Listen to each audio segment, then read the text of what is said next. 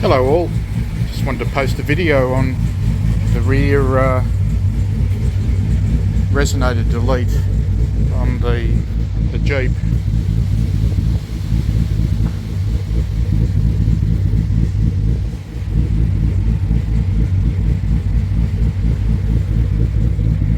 So all we've done is remove the last two, the rear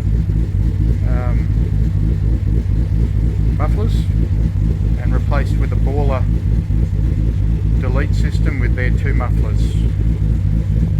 It's still got the 5-inch, I think it is.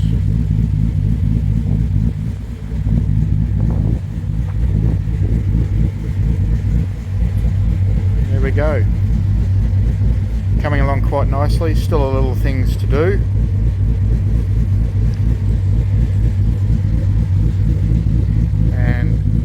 Bit of a tune hiccup we've got to sort.